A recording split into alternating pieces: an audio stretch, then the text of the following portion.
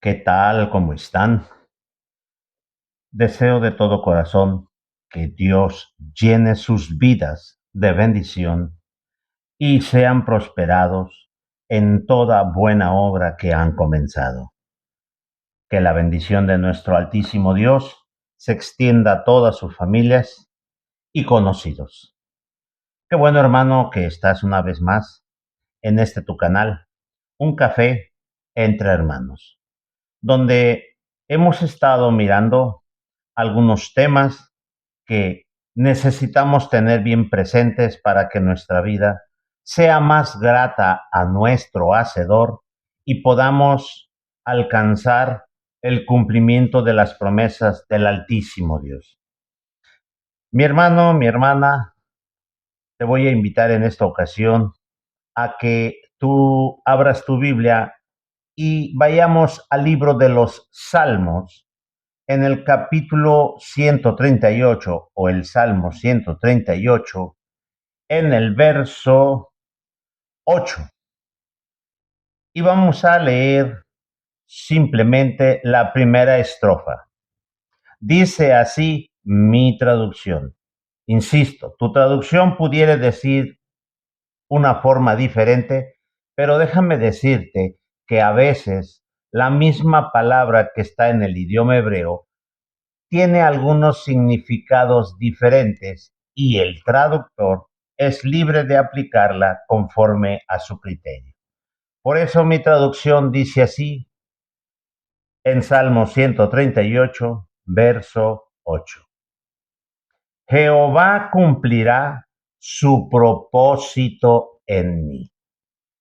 Hermano, esta expresión la escribe David y quiero decirte que es una frase muy corta, pero es una gran verdad inalterable.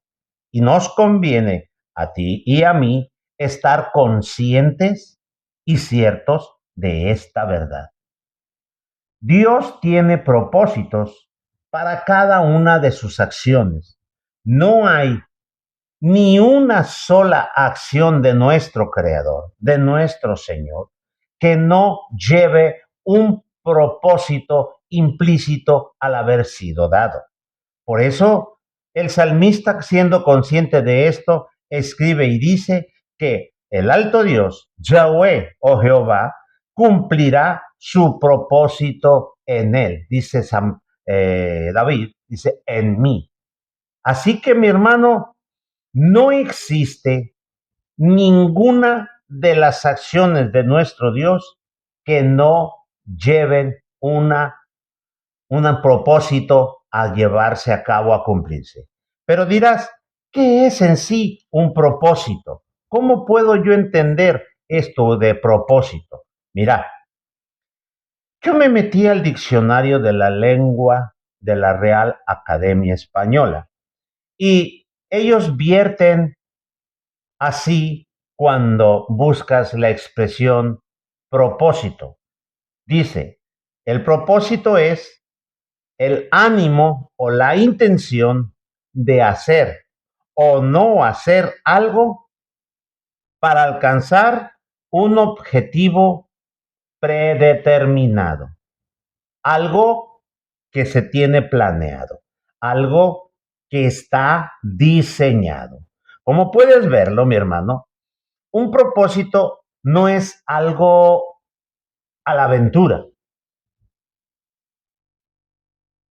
El propósito nace en una intención, en un pensamiento, pero se va estructurando, se va diseñando para poder llegar a culminarlo.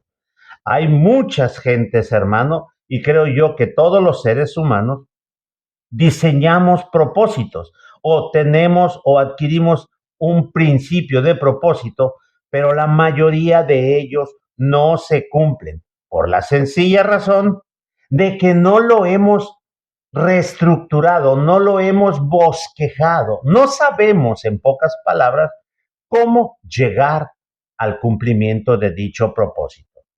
Dios sí sabe, Dios sí lo diseña y Dios sí cumple su propósito que nos dice en la palabra.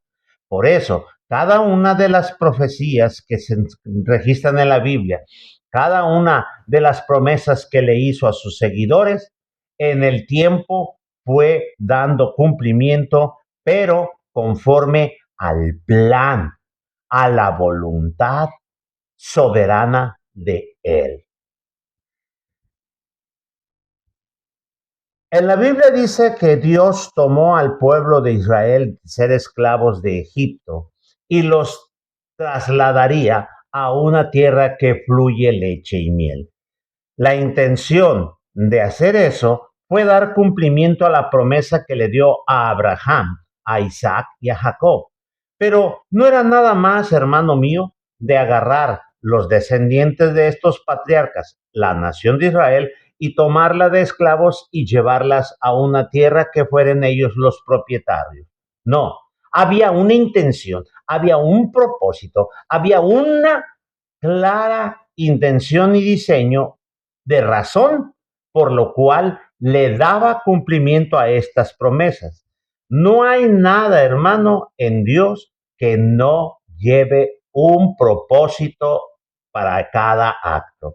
Si tú y yo leemos el libro de Levítico, capítulo 20, vamos a encontrar, hermano mío, que allí registra la intención, el propósito, la razón por la cual Dios le da cumplimiento a la promesa hecha a Abraham, a Isaac y a Jacob.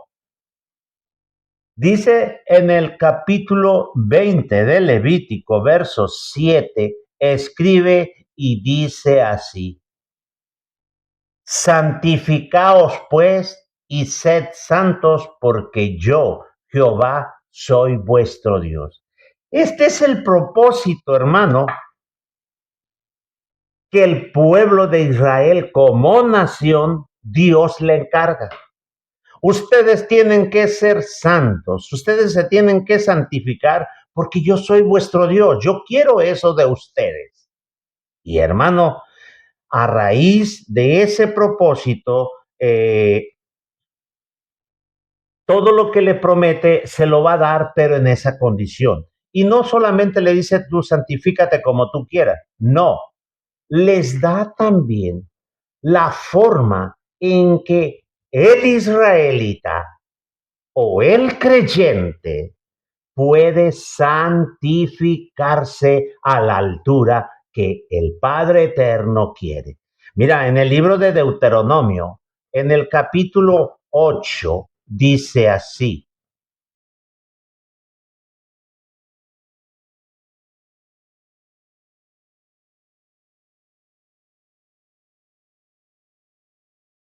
en el verso 2, y te acordarás de todo el camino por donde te ha traído Jehová tu Dios estos 40 años en el desierto, para afligirte, para probarte, para saber lo que había en tu corazón, si habías de guardar o no sus mandamientos. Fíjate cómo Dios le dice al pueblo: cuando yo los traje por todo desierto, porque el libro de Deuteronomios, hermanos, se escribió casi 40 años después de que salieron de Egipto, ya antes de que Moisés muriera. La última acto o el último encargo de Dios fue: escribe este libro antes de que seas reunido con tu pueblo. Y escribió el libro de Deuteronomio. Y le dice la razón por la cual los trajo 40 años en el desierto. La razón o el propósito de Dios por qué el pueblo anduvo vagando por el desierto. Y era para que el pueblo se diera cuenta en sí mismo en qué posición estaba para con Dios, en qué posición se encontraba y si podía ser digno de recibir lo que les había prometido. Ahora bien dirás: hermano, esas promesas son para la nación de Israel. Y según yo creo que la nación de Israel ya no tiene que hacer. Hermano, déjame decirte, la nación de Israel tiene vida existe hoy en día y Dios sigue cuidando de ella. Pero déjame irme a ti y a mí, que somos creyentes en el alto Dios. De entre las naciones hemos sido tomados para creer en Él. Y hemos entendido y se nos ha dicho que tú y yo, por fe en lo que Jesús de Nazaret predicó y creemos que lo que Él dijo, nos convertimos en creyentes de Dios. Hay quienes dicen, yo creo en Jesucristo. Si crees en Jesucristo, crees en Dios. Jesús dijo, el que cree en el Hijo, cree en el Padre. O sea, no hay vuelta de hoja. No es que en sí sea lo mismo, sino la fe en las palabras de Jesús son la misma fe que el pueblo de Israel tiene en Dios, en las palabras que Dios le dio a Moisés. Porque tú y yo y los israelitas creemos no en conceptos personales, sino lo que está escrito en lo que llamamos Biblia. Muy bien. ¿Qué propósito tenemos nosotros como creyentes en Dios a través de la fe, de creer lo que Jesús predicó?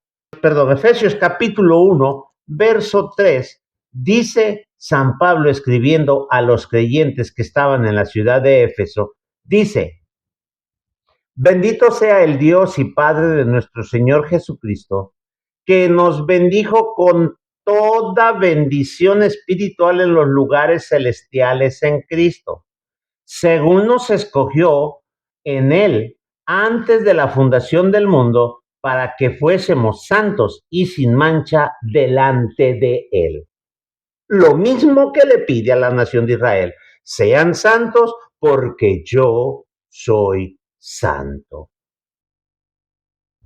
Así que Pablo nos deja escrito y dice que tenemos el mismo objetivo, el mismo propósito que los israelitas, ser santos. Y esto lo diseñó el mismo Dios desde antes de la fundación de las cosas, desde antes que existiera lo material. Él diseñó que tú y yo, cuando ejerciéramos fe en las palabras que Jesús dijo, el propósito sería santificarnos. Así que mi hermano, todo, absolutamente todo, tiene un propósito. Y mi hermano, a veces nosotros no lo entendemos, no lo queremos ver y pensamos que hay cosas que Dios hace que no tienen razón para existir. Pero déjame decirte que absolutamente todo tiene una razón de ser. Todo, hermano. Y es que esto es así porque se va alcanzando objetivos, se va alcanzando metas, hermano. Hay una razón de ser. Hasta lo más insignificante, hasta lo más simple, tiene una razón de ser. El punto es que a veces nosotros no lo entendemos, hermano, y por lo tanto no lo llevamos a la práctica y nos desviamos. Mira, aún en el área negativa, en lo que los creyentes llamamos el mundo de Satanás o el reino del demonio o el reino de la maldad, también tienen su propósito. Dirán, no, mira, déjame decirte. Te voy a invitar, hermano, a que busques el libro de Apocalipsis, allá por el capítulo 17, y el escritor nos deja una pauta a seguir, nos deja un rastro. Apocalipsis 17, verso 8 dice, la bestia que has visto era y no es, y está para subir del abismo e ir a la perdición, y los moradores de la tierra, aquellos cuyos nombres no están escritos desde la fundación del mundo en el libro de la vida, se asombrarán viendo a la bestia que era y no es y será. Esto para la mente que tenga sabiduría. Las 7 cabezas son 7 montes, los cuales se sienta la mujer, y son 7 reyes. 5 de ellos han caído, uno es y el otro aún no ha venido, y cuando venga es necesario que dure breve tiempo. La bestia que era y no es también el octavo, y es de entre los 7 y va a la perdición. Los 10 cuernos que has visto son 10 reyes que aún no han recibido reino, pero por una hora recibirán autoridad como reyes juntamente con la bestia. Y estos tienen un mismo propósito y entregarán su poder y su autoridad a la bestia y pelearán contra el Cordero y el Cordero los vencerá, porque Él es Señor de señores y Rey de reyes, y los que están con Él son llamados, elegidos y fieles. ¿Cuál es el propósito de toda la sección de los que no están con Dios? Aquí no hay términos medios. O estás con Dios o no estás con Él y eres parte del mundo o del reino negativo, del reino de Satanás. Todas las naciones que no se sujetan a la regla de Dios, todas las personas que no se sujetan a la regla de Dios, sepan o no sepan, tienen un propósito: entregar todo su poder, todo su dominio, toda su fuerza a la bestia para que haga guerra contra el Cordero. ¿Ves, hermano, cómo aún la maldad tiene un propósito, en fin, indefinido? Y aquí, hermano, tú y yo como creyente navegamos, hermano, como una hoja seca en el río para donde la corriente nos lleve. No sabemos y no queremos saber, mucho menos aceptar que tenemos un propósito programado por Dios para estar en este mundo. Sí, es un propósito definido, nuestra santificación, pero el maligno lo sabe muy bien sabe que tú y yo como creyentes debiéramos tener un propósito y a él no le preocupa que tú te digas que eres creyente, le preocupa que tú y yo busquemos nuestra santificación y pongamos en práctica para alcanzar el propósito al cual fuimos llamados. Por eso San Pedro escribe y dice que nuestro adversario, el diablo, es como un león rugiente que anda buscando a quien devorar.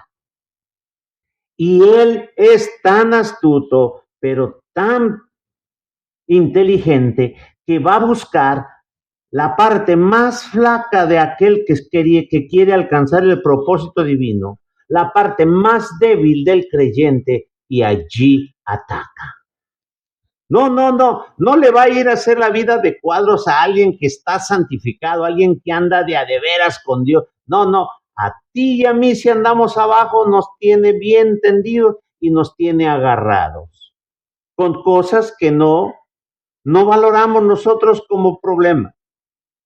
¿Cuántos y cuántos disque cristianos, disque creyentes vivimos, y me incluyo en ello, no porque lo haga, sino porque soy un ser humano? Vivimos en la dimensión del aborrecimiento de los unos para con los otros. Fíjate bien lo que digo: aborrecimiento, no amor.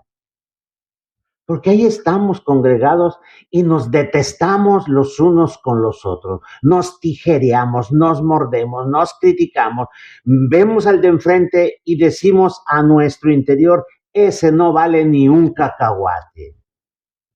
Hermano, esas son las partes flacas que el maligno trabaja para que tú y yo estemos entretenidos en esas boberías y no podamos alcanzar el propósito real, que es nuestra santificación. Ahora bien, dentro de este caminar, el propósito principal es ser santos, pero aún en este propósito hay un segundo o tercer propósito. Hay propósitos que emanan del mismo grande propósito: nuestra santificación para ser salvos. Muy bien. Déjame decirte, como creyente, miembro de una congregación, debemos estar ciertos, conscientes, despiertos, a que como comunidad debemos tener un propósito en donde estamos. ¿Cuál es la razón por la cual tú te congregas donde te congregas? Porque pueda suceder que en el lugar donde tú estás viviendo existan 20, 30, 50 o 100 congregaciones. Y si te fijas, de repente nos cruzamos con ellos y sabemos que son miembros de comunidades y no nos hablamos. Pero voy al punto. La congregación donde tú militas tu fe, donde tú vas y te nutres de las cosas de Dios, o se supone que te nutres de las cosas de Dios, dime como comunidad, ¿qué propósito tienes? ¿O qué propósito tienen? ¡Wow! Y debe ser un propósito, hermano, nacido de corazón, no algo que sea nada más para pasar el rato. Yo recuerdo, hermano mío, haber pasado por una calle donde hay un recinto que había una comunidad que se congregaba ahí y había un letrero en la pared, una manta que decía, eh, creciendo integralmente. A mí me llamó mucho la atención ese letrero de que creciendo integralmente. Y en mi mente me imaginaba que la comunidad iba a ir madurando y tomando en cuenta todo su entorno. Hoy en día, hermano mío, de esa comunidad solamente quedan 3 o 4 miembros que persisten en reunirse en ese mismo lugar. No se llevó el cumplimiento del objetivo que tenían grabado en la pared de crecer integralmente. ¿Por qué? Porque una cosa es decir el objetivo y otra cosa es ponerlo en práctica o hacer las cosas que se necesitan para llevar al feliz término el objetivo. Por eso Jesús dijo, o hace el árbol bueno y su fruto bueno, o hace el árbol malo y su fruto malo, porque por el fruto se conoce el árbol. Si tú no sabes cuál es el objetivo que siguen como congregación, pregúntale a tu líder, a tu pastor, o no sé cómo le llames, sacerdote o ministro. Dile, hermano, como comunidad, ¿cuál es nuestro objetivo en este lugar o en esta ciudad o en este pueblo? Yo recuerdo haber platicado con un pastor y llegamos al tema de los objetivos. Él me dijo, hermano, mi objetivo como comunidad es que publiquemos el Evangelio, que salgamos a hablar de las cosas de Dios, a buscar la gente para las cosas de Dios. En aquel tiempo que me lo dijo, era solamente una comunidad, era una sola congregación. Hoy en día, aquella comunidad ha hecho el esfuerzo para irse extendiendo, extendiendo, y hoy en día abarca una región muy amplia del estado donde están. Son muchos lugares que tiene trabajando el Evangelio. Son varios pueblos donde ellos llegan, predican la palabra. Hay gente que se ha adherido al movimiento, hay gente que está buscando de Dios. Y digo y veo y me maravillo y digo, qué bueno que estos hermanos están tratando de cumplir su objetivo. Pero ojo, si tu comunidad dice que el objetivo es alcanzar a las gentes para que conozcan el Evangelio, pero nadie sale a predicar, nadie le da estudio a otra gente, no es real el objetivo. Es una fantasía. Se tiene que ir mirando. Conocí a otra comunidad que decía que su objetivo era la salvación de las almas para que se arrepintieran y vinieran a los pies de Jesucristo y sirvieran a Dios. Y cuando yo pregunté cómo lo hacen, me dijeron, tenemos 2 comedores en la ciudad y ahí alimentamos a todo aquel que necesita. Le dije, espérate, ese no es el objetivo.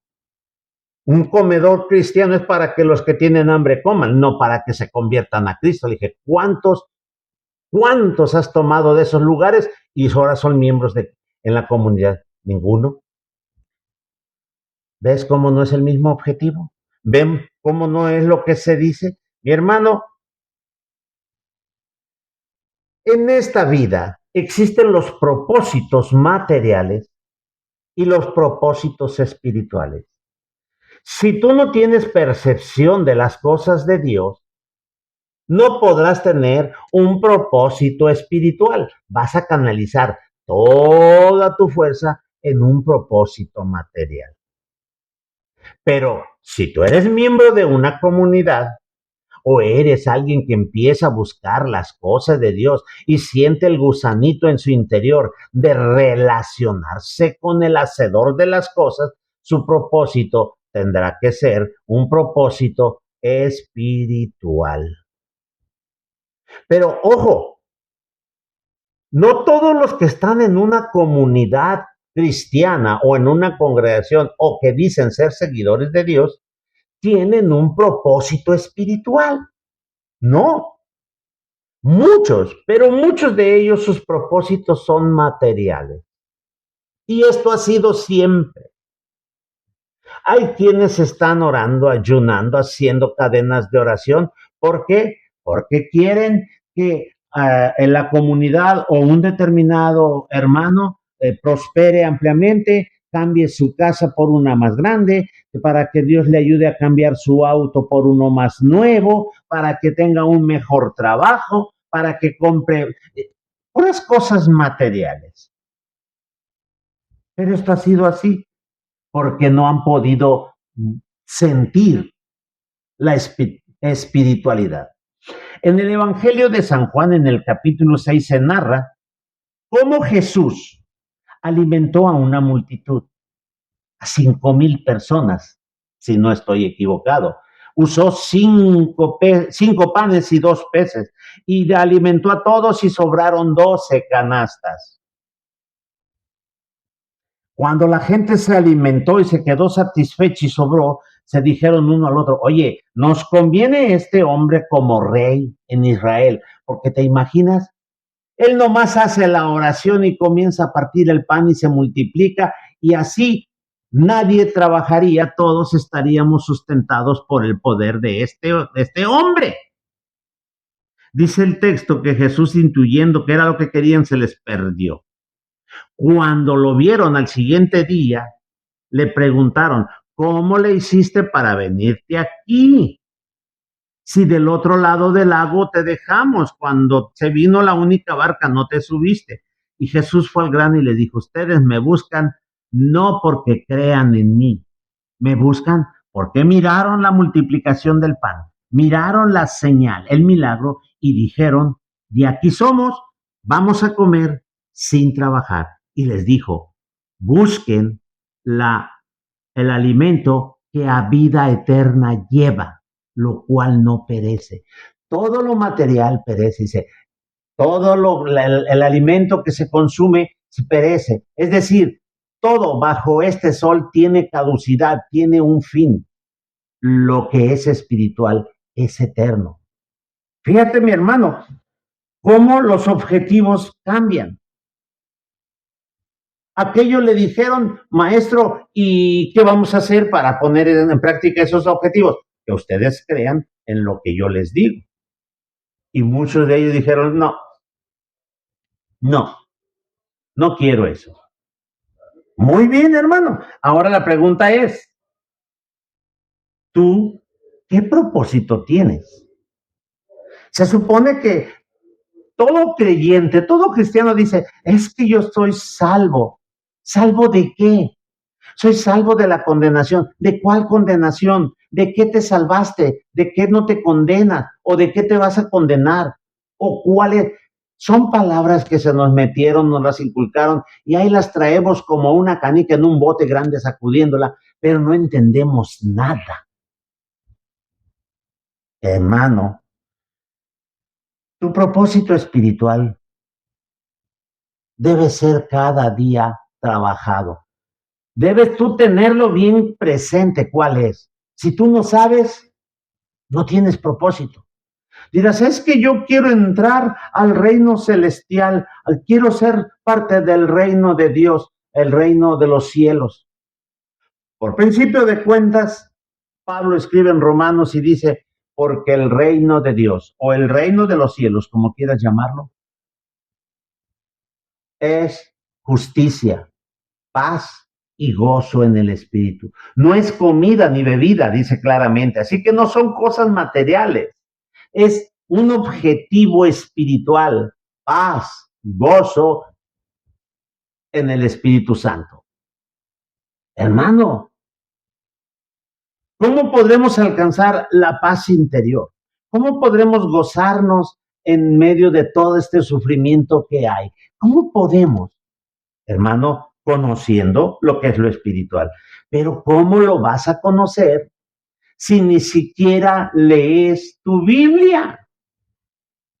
Dirás, sí la leo, sí, hermano, porque los domingos te preguntan en la congregación donde vas, hermano, ¿cuántos capítulos leyó? Y a ti te gusta decir que muchos y dices, leí 50 capítulos en la semana. Pero si te preguntaren, hábleme de esos 50 capítulos, ¿de qué tratan? Te aseguro que no tienes idea de lo que dicen. Lees solamente para alcanzar una meta física. Mira, a Josué, antes de que tomara las riendas del pueblo para cruzar el Jordán, he aquí Dios se le manifestó y le dijo, nunca, nunca se aparte de tu boca el libro de la ley, sino que de día y de noche medita en él para que hagas y guardes conforme a todo lo que en él está escrito.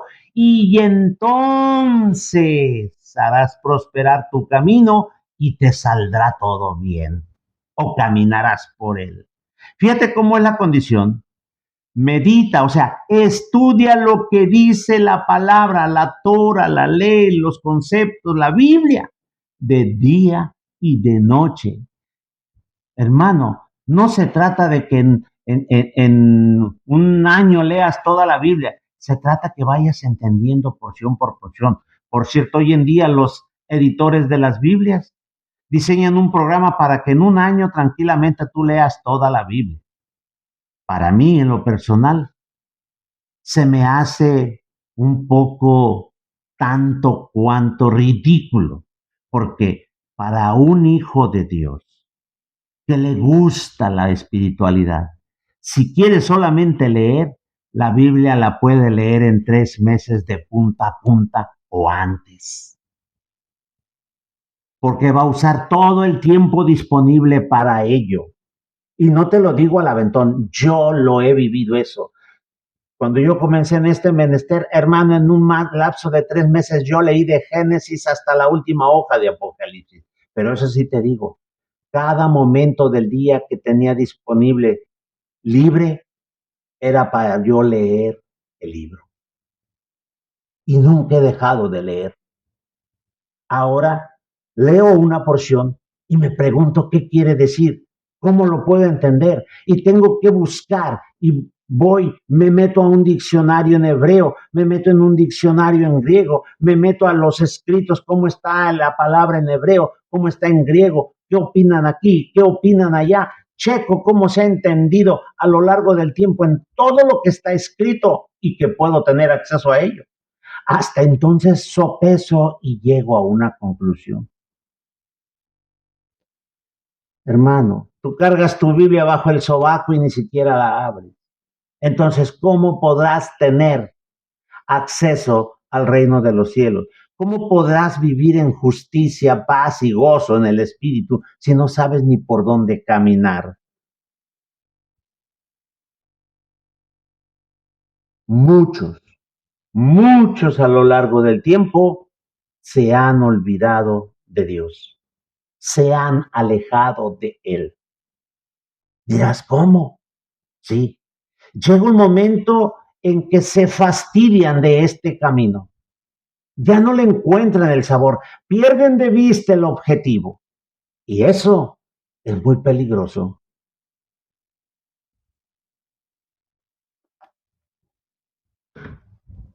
Dirás, ¿por qué se pierde de vista el objetivo? Hay un cansancio interno que se llama fastidio espiritual. Y este viene a tu vida cuando pierdes de vista el objetivo, el propósito y lo que implica alcanzarlo. Volveré a tomar como ejemplo la nación de Israel. Cuando los tomaron de Egipto y los cruzaron el Mar Rojo con prodigios, milagros, portentos, la nación estaba que no cabía de gozo porque probaron, experimentaron y fueron testigos presenciales del poder de Dios. Y se gozaban y dijeron, nadie nos puede detener, porque nuestro Dios nos protege, nos va a dar cumplimiento de entrar a la tierra que fluye leche y miel. Hermano mío, cuando cruzaron el mar y llegaron al monte Sinaí, son 50 días de camino. En esos 50 días de camino ya empezaba a haber problemas, empezaban a renegar, empezaban a chillar. Primero, al empezar a caminar el desierto, se quejaron que no tenían agua y que iban a comer, que no había nada. He aquí Dios proveyó para ellos agua. Dice los escritos o los midrash, o son escritos del pueblo hebreo, del pueblo judío, de cómo desarrollaron en aquel tiempo, que a cada lugar donde se estacionaba la nación de Israel, he aquí de una forma milagrosa, brotaba un borbollón de agua para que tuvieran agua los israelitas para sus animales y aún las gentes que iban con ellos. Llevaban animales, podían comérselos, pero decían que no tenían que comer y Dios les mandó el maná. Se maravillaban porque el maná, quien lo comía, decía que tenía sabor. Unos dicen que a hojuelas de maíz con miel, algo que es dulce. Otros que parecía semilla de cilantro. Y dicen los midrash o los libros que hablan de estas informaciones que conforme al antojo del israelita el maná tomaba el sabor. Si alguien deseaba comerse una carne asada, el maná le sabía a carne asada. Si uno quería comer fresas con crema, por llamarlo a nuestro tiempo, el sabor era fresas con crema. He aquí el maná tomaba el sabor de la mente del que lo deseaba. ¡Oh, hermano! Cuando llegaron al Sinaí, vieron el portento y dijeron, haremos lo que Dios nos diga, lo vamos a cumplir, no necesitamos mucha información, somos testigos.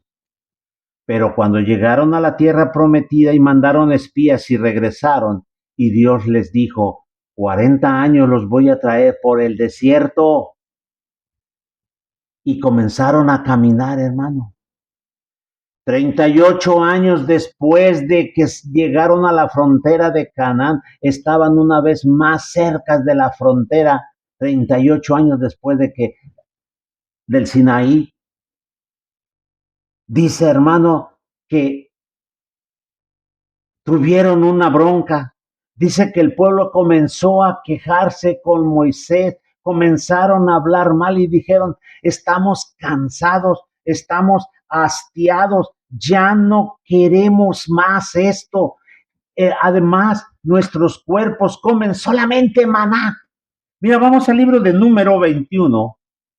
Libro de Número 21, Números 21.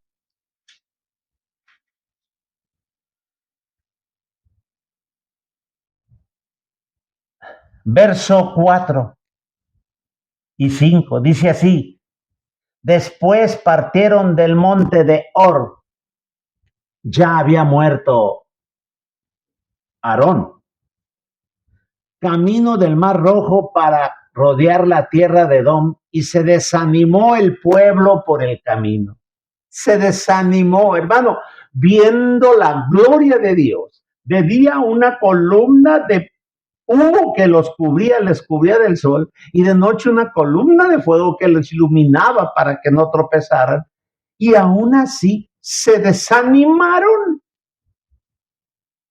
Y dice, y habló el pueblo contra Dios y contra Moisés, ¿por qué nos hiciste subir de Egipto para que muramos en el desierto? Pues no hay pan ni agua y nuestras almas tienen fastidio de este pan liviano. Mira cómo le llaman al maná ahora, 38 años después, pan liviano. Como ahora querían regresar a donde estaban antes, donde los azotaban, donde los hambreaban, donde los oprimían.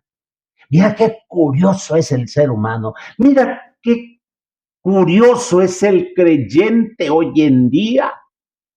Si lo presionan un poquito para que empiece a vivir en santidad, empieza a renegar y comienza a extrañar las chelas, los vinos, las parrandas, la disco.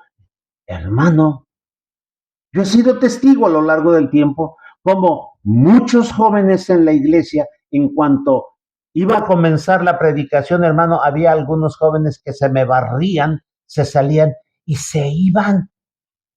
Y un día confronté a uno y le dije, lo que es que me hablaron mis amigos que íbamos a ir a la disco y íbamos a salir bien tarde del culto y no iba a llegar yo a la disco con ellos. Fíjate, hermano, cuál era el principal interés. Por eso tenemos problemas en las comunidades cristianas, porque el objetivo no es espiritual. Su ida al servicio, su mero temor a Dios, es puro cuento, hermano, es puro choro. Dice el profeta Isaías en el capítulo 29, allá, hermano, por el verso 13, Isaías 29, verso 13, dice así. Dice pues el Señor, ¿por qué este pueblo se acerca a mí con su boca y con sus labios me honra, pero su corazón está lejos de mí? Y su temor de mí no es más que un mandamiento de hombres que le ha sido enseñado. ¿Qué pasó con lo que enseñaban en un principio? Mira cómo desde un principio había el problema. El objetivo principal se perdió y empieza a haber hastío espiritual. Por eso la gente deja de congregarse, o porque en la congregación no hay un objetivo diseñado y él, en lo personal, no desarrolla un objetivo. Se va de la congregación y no solo de la congregación y vaya a buscar otro lugar, no, se va del camino de Dios. Son muchos los que yo conocí y caminamos juntos unos años y hoy en día ni rastro queda de ellos en el caminar. Me los he encontrado y están inmersos en las cosas del mundo. Y les digo, ¿y qué pasó con ustedes? No, es que yo ya no me congrego. Digo, yo tampoco y sigo adelante. No es pretexto de estar congregado para caminar en la senda del Señor. Es de un objetivo personal, individual. ¿Por qué se desilusionaron? Ahora el maná ya no les sabía bueno. Porque pierden de vista, porque cambian los conceptos de Dios por conceptos de hombre. ¿Cuál es tu objetivo? Así como tienes objetivo en la vida, en lo físico, en lo terrenal, debes tenerlo en lo espiritual. Y antes de lanzarte en busca de tu objetivo que lo tienes trazado, checa si tienes la capacidad de poder alcanzarlo. Jesús dijo, si un hombre quiere edificar una torre, ¿qué tipo de hombre es aquel que primero no se sienta y saca el costo de la torre y luego ve cuánto tiene de dinero y mira si los bienes que posee le alcanzan para edificar aquella torre, o no sea que comience a edificar y no tenga recursos y quede a la mitad y entonces venga la ruina. Tus objetivos, trázalos, pero antes de lanzarte a la búsqueda de esos objetivos, mira si tienes la capacidad de alcanzarlos. Dirás, hermano, yo quiero ser un evangelista. Pues aprende lo que está escrito y aprende las técnicas de evangelismo. Hermano, yo quiero ser un director de alabanzas. Pues aprende la música y los menesteres de la dirección de la alabanza. O puedo decir, hermano, yo quiero cantar cantos al Señor y poder grabar canciones para Dios y que el mundo las conozca. Primero checa si funcionas para eso y tienes la capacidad y los recursos. Primero analiza, una vez que digas yo quiero esto, analiza si lo puedes alcanzar. Oh, hermano, yo quisiera poder leer de corridito e ir entendiendo el idioma hebreo, pero todavía no lo aprendo bien. Así que no puedo hacerlo, tengo que gastarme, tengo que esforzarme, tengo que estudiar, tengo que desvelarme, tengo que hacer un esfuerzo grande para ir acercando la meta, hermano. No es nomás levantar la mano y decir, por fe en Dios y en el nombre de Jesús, recibo esto y lo hago. Esas son pantomimas de creyentes ridículos, niños espirituales. Así que mi hermano,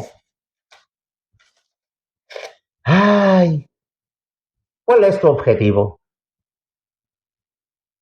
Ahora, no solo espiritualmente, tus objetivos materiales, ¿cuáles son? ¿O no tienes ninguno, hermano? Te levantas al amanecer y te tallas los ojos y luego dices, ay, otro día más de trabajo. ¿Para qué trabajas? ¿Cuál es el objetivo del trabajo? ¿Cuál es el objetivo de tu sustento que ganas? ¿En qué lo inviertes o en qué lo gastas? ¿Cómo lo gastas? Hay quienes tienen prioridades, tienen responsabilidades y no las cumplen porque desvían sus recursos. En lo espiritual es igual. ¿Quieres tener conocimiento de Dios? ¿Quieres ser más santo? Tienes que conocer más de Dios, tienes que entender más lo que enseña Dios. Pero hermano, ahí andamos nosotros creyendo que el ser santo son los conceptos que nos enseñan. Y leímos en Isaías que Dios se queja y dice, tu temor por mí es solamente un mandamiento de hombre, es decir, una enseñanza de alguien humano que lo lanzó y como tú no escudrillas lo escrito, lo crees. Busca objetivos espirituales, no solamente físicos, y esfuérzate por alcanzarlos. Es hermoso hablar de las cosas de Dios. Es hermoso tocar estos temas que la misma palabra nos enseña. Y es deleitable, mi hermano. Y más cuando podemos hacerlo disfrutando de un sabroso café, hablando de Dios. Tú de aquel lado de la pantalla y yo de este. De mi parte, Dios te bendiga. Dios te guarde. Te espero en el próximo video. Amén.